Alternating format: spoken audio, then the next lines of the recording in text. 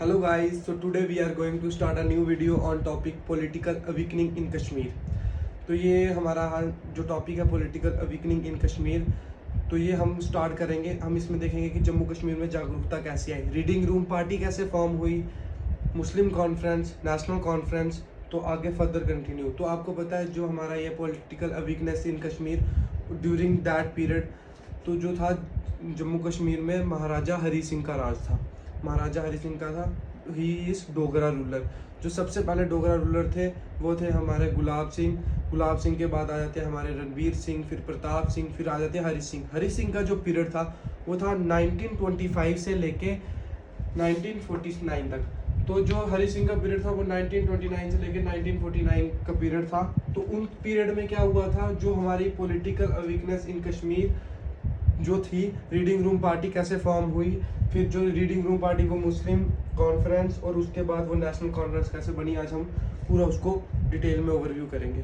तो सबसे पहले जो state of Jammu Kashmir is ruled by many Kings during the colonial period. The emerge of nationalism movement in India have a huge effect on Jammu Kashmir. तो जैसे जो मैंने इसको बढ़ाया, जो हमारा था ड्यूरिंग द कॉलोनियल पीरियड, जो था क्या था, जो ब्रिटिशर्स थे वो इंडिया में रूल कर रहे थे और इंडियंस जो हमारे इंडियन फ्रीडम फाइटर्स थे वो काफ़ी रिफॉर्म्स ला रहे थे। तो उसका जो था ह्यूज इफेक्ट पड़ रहा था किस पे, जम्मू कश्मीर में। क्यों? क्योंकि जम्मू कश्मीर थी ये एक सेपरेट स्टेट थी। Approx there are 565 princely states, और उनमें से क्या था, जम्मू कश्मीर एक अलग से स्टेट थी। ठीक है, तो जो था इफेक्ट तो पड़ रहा था उस पर, तो इफेक्ट पड़ रहा था। 1930 की बात है, रीडिंग रूम पार्टी एस्टेब्लिश हुई थी अप्रैल और मई। तो उस रीडिंग रूम पार्टी कैसे एस्टेब्लिश हुई, जो यंग एजुकेटेड मुस्लिम जो थे ना, स्टूडेंट्स थे और प्रोफेसर थे, जो भी थे जो पढ़े लिखे, वो एक कमरे में बैठते थे। Educated, they all are educated and they sit at same place. तो वो क्या करते थे, डिस्कस करते थे। क्या डिस्कस करते थे कि भाई क्या क्या आउटकम्स है, फ्रेंच रेवोल्यूशन हो गया वगैरह, एक कमरे में बैठ के। तो वो अपने जो स्टेट्स में क्या क्या प्रॉब्लम चल रही है, उसका क्या क्या सोल्यूशन है, उसको भी डिस्कस करते थे। जो उनकी स्टेट्स में क्या प्रॉब्लम आ रही है, मेन क्या ऑब्जेक्टिव्स है, ठीक है, जो हमारे स्टेट में क्या क्या पॉलिटिकल इशू क्या चल रही है। तो रीडिंग रूम पार्टी में वो क्या डिस्कस करते थे, मेनली पहली बात थी ड्यूरिंग दैट टाइम 68% जो थे हमारे मुस्लिम थे JNK में, मेजॉरिटी। तो क्या थे, उसके बाद जो महाराजा हरी सिंह थे, ऑटोक्रेटिक लीडर थे, उन्होंने क्या किया था, जितने भी जो टॉप मोस्ट जॉब्स होती है ना, एडमिनिस्ट्रेटिव जॉब्स, वो सारी अलॉट कर दी थी किनको, Hindus and other religion, Sikhs वगैरह जो मिनॉरिटी में भी थे 1-2%। तो क्या था, ये जो थे जब एजुकेट हुए, जैसे जो था हमारा अपना Sheikh Mohammad Abdullah, graduate from PG, graduate from Aligarh university, post graduate. तो जो था हमारा शेख मोहम्मद अब्दुल्ला, वो पोस्ट ग्रेजुएट था। तो ड्यूरिंग दैट टाइम वो काफ़ी रिफॉर्म लाए। जब उनको पता चला कि हाँ भाई हमारे यहाँ मेजॉरिटी है, पॉपुलेशन है, फिर भी हमें अच्छी जॉब्स नहीं मिल रही है वगैरह, तो वो डिस्कस करते थे। और उन्होंने ये डिस्कस करके इनको एक पार्टी बनाई जिसका नाम रखा मुस्लिम कॉन्फ्रेंस। मुस्लिम कॉन्फ्रेंस पार्टी नाम बनाई, was established in 1932 and under the presidency of Sheikh Mohammad Abdullah. ये थे क्या थे, कि पोस्ट ग्रेजुएट थे, PG फ्रॉम अलीगढ़ यूनिवर्सिटी, जो हमारे क्या थे, शेख मोहम्मद अब्दुल्ला। तो जैसे अब आपको ये बात समझ आ गई, रीडिंग रूम पार्टी कैसे इमर्ज होती है, इसमें हमारी आ जाती है मुस्लिम कॉन्फ्रेंस में। मुस्लिम कॉन्फ्रेंस के दौरान, इस पीरियड के दौरान, ये था हमारा 1932 का पीरियड था। फिर जो था 1993 का पीरियड था। तो उस टाइम पे बहुत ज़्यादा प्रॉब्लम फेस करनी पड़ी। तो बहुत ज़्यादा प्रॉब्लम कैसे, उस टाइम पे जो जितने भी थे, ये इन्होंने पार्टी करके फॉर्म करके इन्होंने क्या किया, सेपरेट कॉन्स्टिट्यूशन। इन्होंने बोला कि भाई हमें लेजिस्लेटिव असेंबली चाहिए अलग से, भाई हम प्रजा सभा।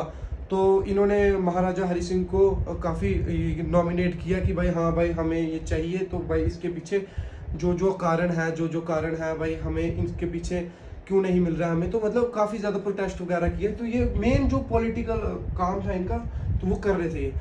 उसके बाद जो मेन काम था, फिर उसके बाद क्या हुआ, शेख मोहम्मद अब्दुल्ला था जो थे, वो मिलते, वो कांग्रेस लीडर थे। उन्होंने क्या किया, वो जवाहरलाल नेहरू से एडवाइस ली, उनको बताया कि भाई ऐसे ऐसे मैं जो जम्मू कश्मीर में ये है, जो हमें प्रॉब्लम में फेस करनी। उन्होंने बोला सबसे पहले क्या करो, जो मुस्लिम कॉन्फ्रेंस आपने पार्टी फॉर्म की है उसको आप नेशनल कॉन्फ्रेंस बनाओ, नेशनल कॉन्फ्रेंस बनाओ।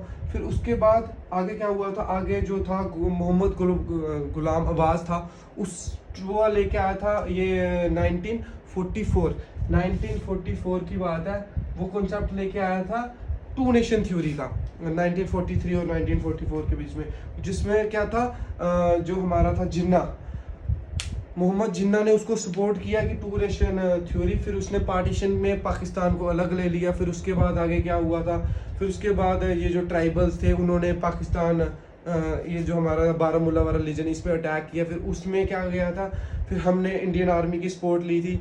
तो जम्मू कश्मीर में इन्होंने क्या किया था, तो वो उन्होंने इंस्ट्रूमेंट ऑफ असेशन साइन किया। इंस्ट्रूमेंट ऑफ असेशन साइन करके इन्होंने बोला कि भाई हाँ इंडियन आर्मी तब तक नहीं भेजेंगे जब तक कि भाई आप वो हमें साइन नहीं करोगे। फिर इन्होंने 3 चीज़ें मांगी थी कि भाई हाँ हमारा 3 चीज़ों में हमारा होगा। तो फिर इंडियन आर्मी उसमें जैसे डिफेंस हो गया, एक्सटर्नल अफेयर्स हो गए एंड अदर। तो उसमें क्या हुआ, उसमें जैसे ये हमारे इंडियन आर्मी है उसमें हमारा कर्नल था, colonel D R Royal was kill at that time. तो फिर उसके बाद था जो फिर इंडियन आर्मी ने बारामूला वाले जो ट्राइबल्स थे उनको पीछे दिखेल दिया। फिर जो पीओके का रिलीजन था, पीओके का जो एरिया था वो अभी भी जो है यूएन ने लिया हुआ है। वो 1 जनवरी 1948 में ये जो सारा मुद्दा था ये जवाहरलाल नेहरू लेके चले गए थे यूएन में। तो अभी तक वो उसका कोई वो नहीं आया परफेक्ट हमें आंसर क्या कि भाई किसका एरिया है वो उन्होंने बोला कि भाई पाकिस्तान को अपनी आर्मी पीछे करो, फिर हम इसके बारे में सोचेंगे। तो वो करते नहीं है पीछे, छोड़ो वो उसको क्या डिस्कस करना है। हाँ जैसे हम ये पॉइंट पे आते हैं, जो हमारा था मुस्लिम कॉन्फ्रेंस थी जो, ठीक है, वॉज एस्टेब्लिश जो हुई थी इसमें ये इस पीरियड में हुई थी। फिर ये शेख मोहम्मद और इनके बाद जितने भी ये जो पीरियड थे, ये जो प्रॉब्लम्स हुई थी, ठीक है। फिर उसके बाद जो लेजिस्लेटिव असेंबली, प्रजा सभा वगैरह जो इस पीरियड के दौरान मैंने पूरा आपको अच्छे से समझा दिया, ठीक है। तो ये है कि मैंने यहाँ पे पॉइंट्स कम लिखे होते हैं बट मैं इसको अच्छे से आराम से समझा देता हूँ। मेरा मेन पर्सपेक्टिव ये नहीं है कि भाई नोट्स ये दे देने कि भाई लिख के या मैं वो, अगर मैं चाहूँ तो मैं भाई ये भी है कि भाई टाइपिंग करके नोट्स वो पीडीएफ बना के उस पर भी वीडियो, बट नहीं, मैं चाहता हूँ कि मैं आपको अच्छे से समझा पाऊँ। जो मेरा जो मेन कारण है ना समझना, ये 2 चीज़ें, 2 मैटर, एक होता है क्वालिटेटिव, एक होता है क्वांटिटेटिव। क्वांटिटेटिव क्या है कि भाई ले लो ये मटेरियल, ये लिखो दैट्स ऑल। और समझाना क्या, मैं पूरे पॉइंट पे आऊँगा, पूरा आपको चाहूँगा कि भाई मेरे को पूरी जो मेरी आवाज़ है पूरी आप तक समझे। मैं अपने से पूरी कोशिश की है। तो आज की बस वीडियो इतनी रखती है। तो कल हम पढ़ेंगे पॉलिटिकल अवेकनिंग इन जम्मू, डोगरा सदर सभा है एंड अदर्स पार्टीज़ है वो कैसे फॉर्म होती है। फिर उसके बाद हम जम्मू कश्मीर का कॉन्स्टिट्यूशन पढ़ेंगे कि भाई जो जम्मू कश्मीर का कॉन्स्टिट्यूशन है उसमें मेन क्या डिमांड थी, क्या जो एक स्टेट है, जैसे कहते हैं ना एक स्टेट का जो संविधान होता है वो उसकी बैकबोन है, जैसे सब लोग, क्योंकि जो स्टेट है वो पूरी उसी पे चलेगी। तो हम उसको डिस्कस करेंगे एंड फर्दर। तो आज तक के लिए बस इतना ही रखती है। जय हिंद।